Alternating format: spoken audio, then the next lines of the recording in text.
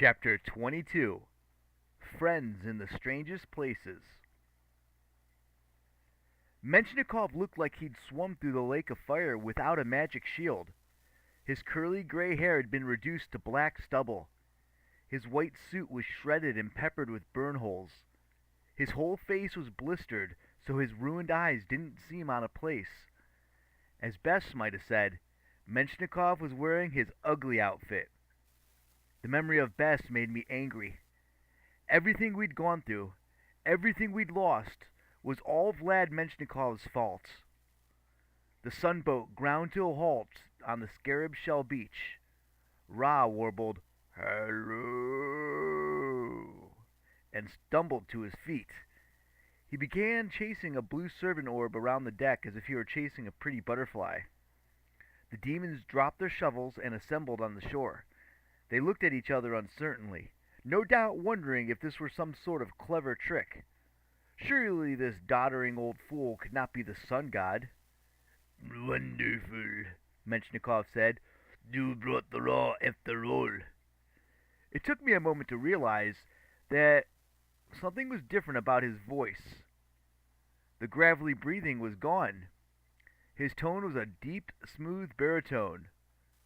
"I was worried," he continued. "You took long in the fourth house. I thought you'd be trapped there for the night. We could have freed Lord Apropos without you, of course, but it would have been so inconvenient to hunt you down later. This is much better.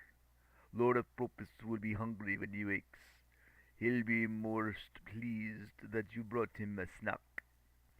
"Wee snack," Ra giggled. He hobbled around the boat, trying to smash the servant light with his flail. The demons began to laugh. Menshnikov gave them an indulgent smile. "Yes, quite amusing," he said. "My grandfather entertained Peter the Great with a dwarf wedding. I will do even better. I will entertain the Lord of Chaos himself with a senile sun god." The voice of Horus spoke urgently in my mind. "Take back the weapons of the Pharaoh. This is your last chance." Deep inside, I knew it was a bad idea.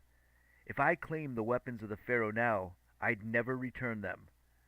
And the powers I'd gain would not be enough to defeat Apropos. Still, I was tempted. It would feel so good to grab the crook and flail from the stupid old god Ra and smash Menshnikov into the ground. The Russian's eyes glittered with malice. "A rematch, Carter Kane? By all means. I notice you don't have your dwarf babysitter this time. Let's see what you can do on your own." My vision turned red, and it had nothing to do with the light in the cavern. I stepped off the boat and summoned the Hawk God's avatar. I'd never tried the spell so deep in the doo-wop before. I got more than I asked for. Instead of being encased in a glowing holograph, I felt myself growing taller and stronger. My eyesight grew sharper. Sadie made a strangled sound. "Carter?" "Large bird," Ra said. I looked down and found I was a flesh-and-blood giant, 15 feet tall, dressed in the battle armor of Horus. I brought my enormous hands to my head and patted feathers instead of hair. My mouth was a razor-sharp beak. I shouted with elation, and it came out as a screech, echoing through the cavern. The demons scrambled back nervously. I looked down at Menshnikov, who now seemed as insignificant as a mouse. I was ready to pulverize him. But Menshnikov sneered and pointed his staff. Whatever he was planning, Sadie was faster. She threw down her own staff, and it transformed into a kite, the bird of prey kind, as large as a pterodactyl. Typical. I pull something off really cool, like morphing into a hawk warrior, and Sadie has to show me up. Her kite buffeted the air with its massive wings. Menshnikov and his demons went somersaulting backwards across the beach. "Two large birds." Ra started to clap. "Cutter, Guard me! Sadie pulled out the Book of Ra. I need to start the spell!